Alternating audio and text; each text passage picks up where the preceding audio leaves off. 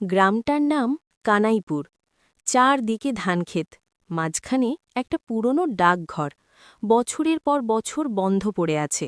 লোকে বলে ওই ডাকঘরের ভেতর রাতে আলো জ্বলে, কেউ চিঠি লেখে, কেউ আবার কান্না শুনে।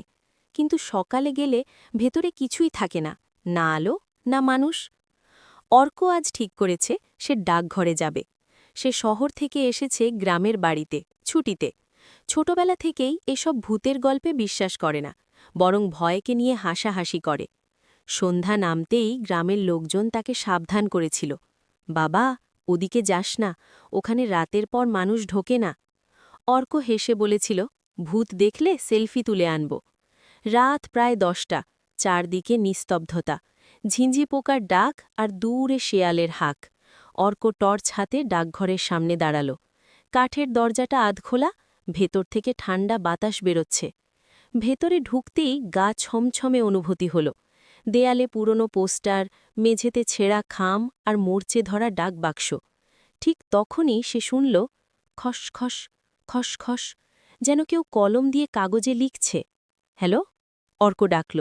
কোনো উত্তর নেই, কিন্তু টেবিলের ওপর একটা কাগজে লেখা দেখা যাচ্ছে, নিজে নিজেই অক্ষর ফুটে উঠছে। অর্ক কাঁপা হাতে কাগজটা তুলল। লেখা ছিল, তুমি কি আমার চিঠি পৌঁছে দেবে? হঠাৎ বাতাসে কেরোসিনের গন্ধ ছড়িয়ে পড়ল। টর্চের আলো ঝাপসা হয়ে গেল। পেছন থেকে ধীর পায়ের শব্দ। অর্ক ঘুরে দাঁড়াতেই দেখল একজন ডাকপিয়ন দাঁড়িয়ে, পুরনো খাকি পোশাক, মুখটা অদ্ভুতভাবে পোড়া, চোখ দুটো ফাঁকা। আমার নাম হরিপদ, লোকটা বলল। ৩৫ বছর আগে আমি এখানেই পুড়ে মরেছিলাম। অর্কের বুকের ভেতর কাঁপুনি উঠল।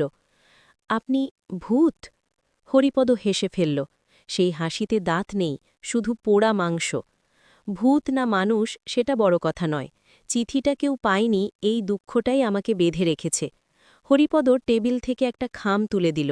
খামটা কালচে, আগুনে পোড়া দাগ। গ্রামের পশ্চিম পাড়ায় শিবানী নামে একটা মেয়ে ছিল, সে বলল, আমি ওর শেষ চিঠিটা পৌঁছে দিতে পারিনি। অর্কের মাথা ঘুরছিল। আমি দিলে আপনি মুক্তি পাবেন? হ্যাঁ, হরিপদ ফিসফিস করল, না হলে আমি আর এই ডাকঘর কোনো দিন শান্তি পাব না। অর্ক কাঁপা হাতে খামটা নিল। ঠিক তখনই ডাকঘরের দরজার নিজে নিজে বন্ধ হয়ে গেল। চারপাশ অন্ধকার।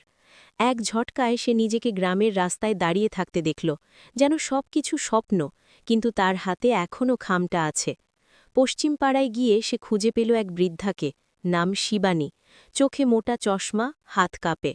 অর্ক খামটা এগিয়ে দিতেই বৃদ্ধা ভেঙে পড়ল।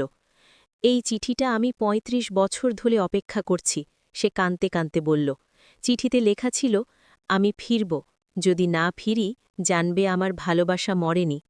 পরদিন সকালে গ্রামবাসী দেখল পুরনো ডাকঘরটা ভেঙে পড়ে আছে, ভেতরে কিছু নেই, শুধু এক কোণে পড়ে আছে হরিপদ ডাকপিয়নের ব্যাজ। সেই রাতের পর কানাইপুরে আর কোনো অদ্ভুত শব্দ শোনা যায় না।